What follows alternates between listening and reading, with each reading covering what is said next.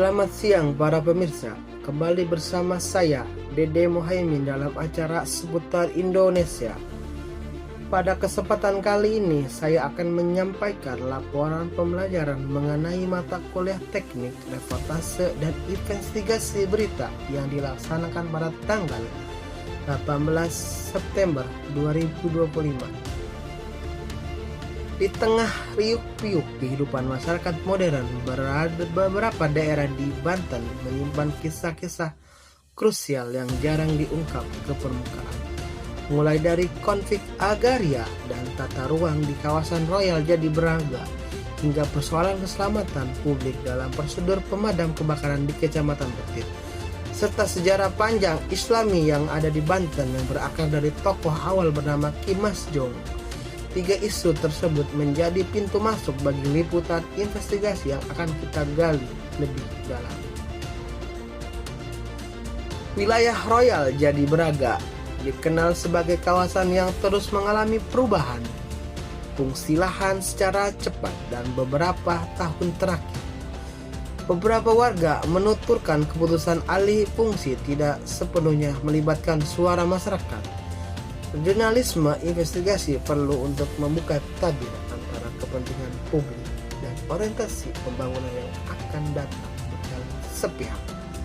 Di sini pernyataan besar muncul, siapa sebenarnya yang paling diuntungkan?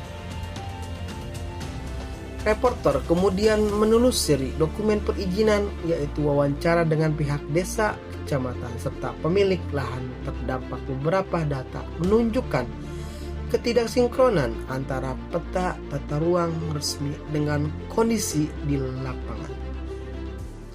Ketidaktepatan informasi ini membuka potensi adanya penyimpangan administratif dalam liputan. Jurnalisme investigasi menuntut keberanian untuk menguji setiap data yang diperoleh. Di sisi lain, di Kecamatan Petir, kisah yang tak kalah penting yaitu prosedur pemadam kebakaran yang dipertanyakan efektivitas kejadian kebakaran yang sempat viral bukan semata tragedi yang nyata, tapi menjadi cerminan beberapa SOP yang dijalankan dan dapat dijelaskan di lapangan. Di sini di titik kritis ini liputan memasuki ranah keselamatan. Lewat wawancara dengan keluarga korban yaitu petugas pemadam adanya ketimpangan fasilitas, keterlambatan koordinasi dan perparah kondisi. Tidak semua petugas mendapatkan pelatihan dan beberapa peralatan dinilai sudah tak layak dipakai. Liputan ini kemudian mempertanyakan apakah SOP selama ini hanya menjadi dokumen atau benar-benar dijalankan. Penyelidikan berlanjut ke pos pemadam terdekat. Tim menemukan bahwa jarak tempuh, keterlambatan armada, dan minimnya jalur evakuasi menjadi hambatan yang serius.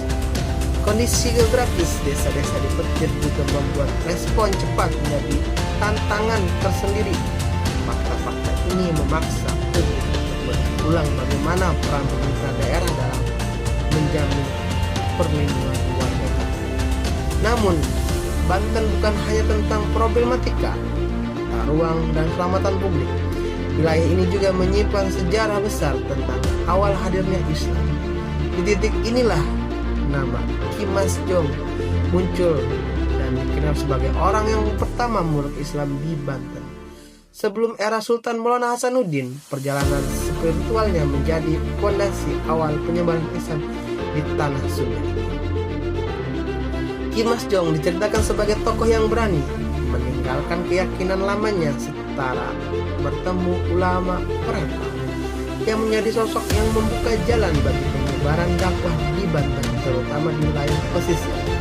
Kehadirannya bukan hanya membawa perubahan, melainkan tetapi juga berubah budaya dan tata sosial.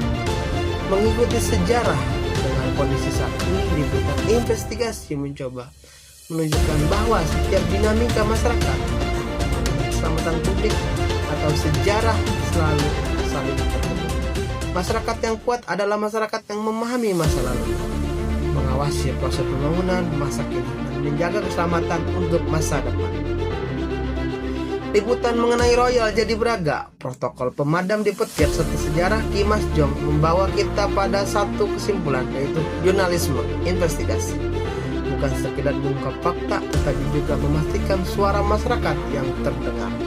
Karena pada akhirnya kejadian sosial hanya dapat terwujud jika informasi tidak dikunci dalam ruang, melainkan dibuka untuk menjadi cahaya perubahan. Melalui rangkaian materi ini dan latihan ini diharapkan mahasiswa jalan jurnalis investigasi mampu memberikan kontribusi yang akurat, objektif, dan bermanfaat, serta mengedepankan kode etik dan profesionalisme dalam dunia jurnalistik. Terus saksikan program kami untuk terbaru. Sampai jumpa.